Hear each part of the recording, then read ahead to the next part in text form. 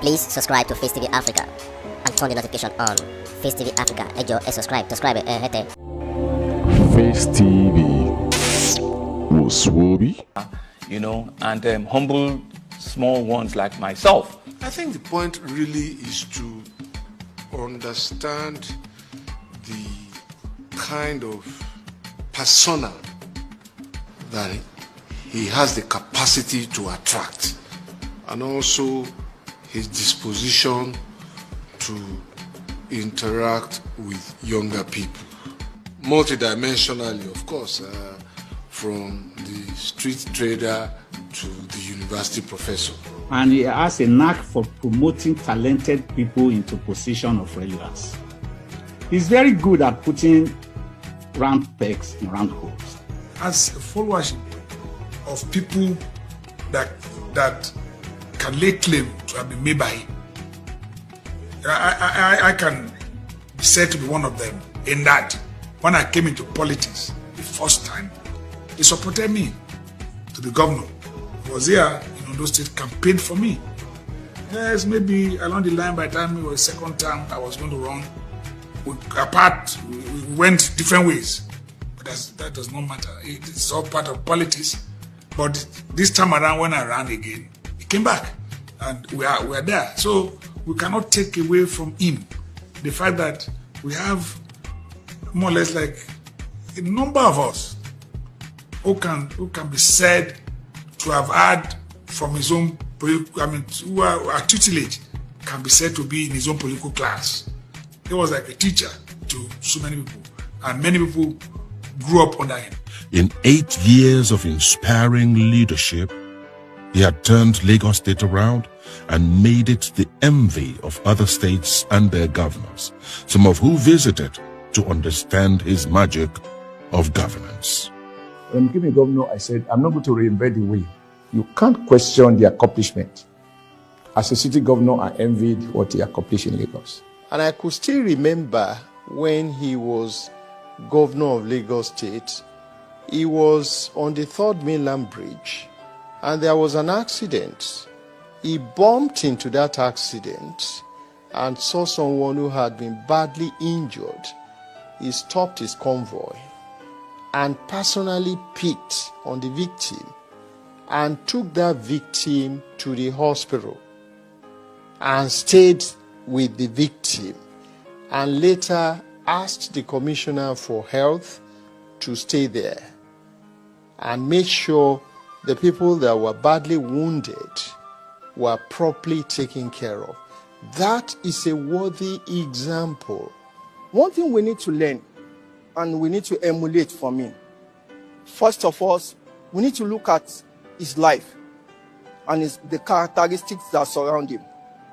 One of it is generosity, which Islam has laid emphasis on, which Almighty Allah too has laid emphasis on in the Holy Quran. Secondly, when you look at Bola Tinubu, one of the embodiments that you need to see from him that is a go-getter, is a result-oriented person, is a political icon, and is a political strategist too. I actually joined his government in 2002. So I was with that cabinet for 5 years.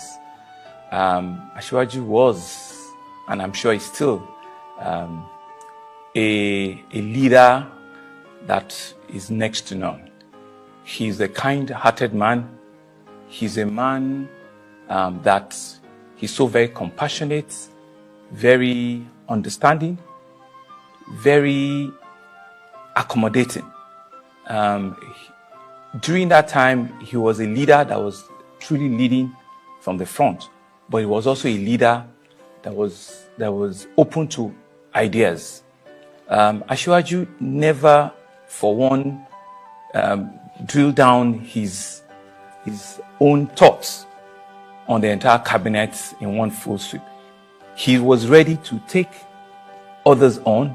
He was ready to listen, to other ideas in cabinet.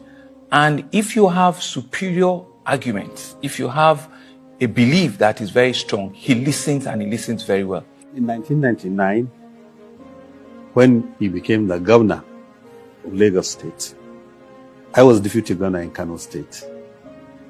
So we had opportunities to meet together, to attend the NEC meeting. If I had the opportunity to represent my governor at that time, even though he was in a different political party, we were in PDP, but equally the same as governor and deputy governor, we had the opportunity to know ourselves. And from there, I started seeing him as a giant politician. And he has proved me right so far. Today I'm very, very proud to say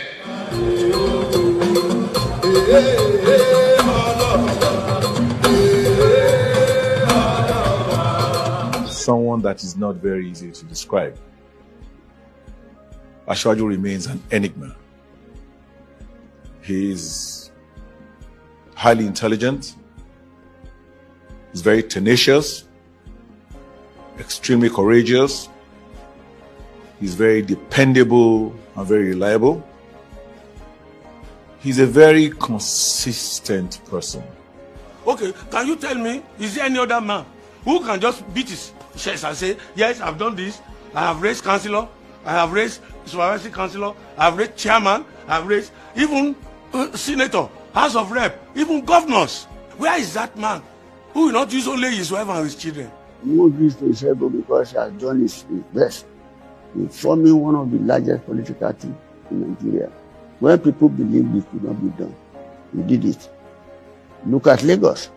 What he enunciated, the program he formulated, have been followed by successive, and then Lagos today now is one of the best cities in Africa, if not in the world. This is coming from the brain of a single person and his ability to muster people together to have a common goal. Tinubu is one of the best governors Lagos State has ever produced. And consequent governor has followed his footsteps. He has also improved on the life of our youth. We sincerely assess him. I think his tenure in Lagos State, he did his best. He listens to everybody. But when he's by himself, later at night, middle of the night, you know the man that never sleep. Sometimes we have dinner around 2 a.m., 3 a.m. Not only me, with him alone, with other people like that. That's when he start thinking what everybody has said since morning. Then he'll come out with the right decision to make. He's been very consistent and has left people without wavering.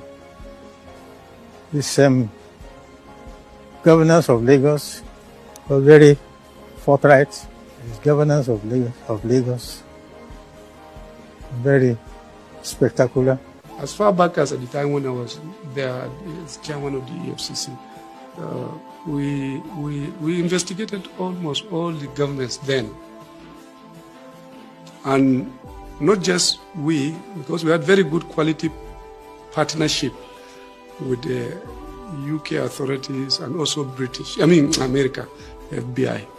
And I remember we did a thorough job in looking into Lagos State, honestly, genuinely. And I told you we were working with Metropolitan Police closely, and they were also looking at some of the governments because we had very close relationship, with the UK. Our people go there, we do business, they are interested just like we are also interested in seeing things are done very well and proper in Nigeria. And the work we did, I remember I appeared before our National Assembly one time, and they were asking me about somebody asked about Lagos State. Say, what about Lagos State? I said, well, probably we've done our own, but it also has an international angle. What I meant then was that outside Nigeria, the authorities there are also looking, because Lagos economy was extremely important to all, very big economy, probably number 5 in Africa. And they were interested, they wanted to see how things are done. So they carried their own investigations, and it was okay, legitimate, because we relate very well. And I told the National Assembly, Senate in particular, that in the case of Lagos State, I think the international community were also looking and checking. And they did. We personally, we didn't see anything. We didn't. And that's why we ended up not taking any case to court with respect of Lagos State. There is a saying in Yoruba land, Akonda Eda Omo Dua. That's a very short phrase of what I'm going to use to qualify Asiwaju Bola Tinubu. Hate him or like him.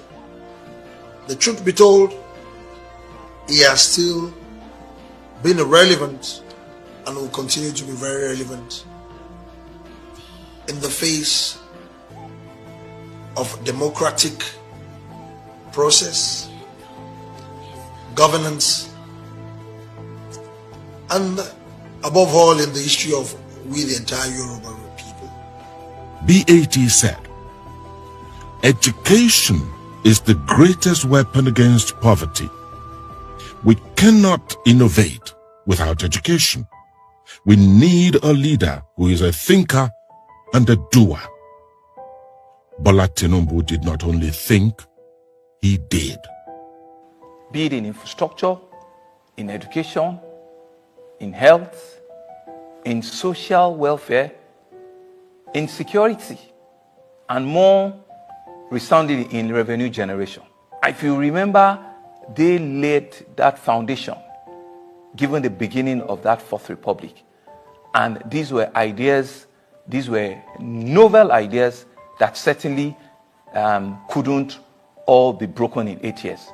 So that foundation was rock solid. That should not be so surprising. He had drank his fill from the well of wisdom and governance of the great Obafemi Awolowo. Please subscribe to Face TV Africa and turn the notification on. Face TV Africa, subscribe. Face TV was Swoby.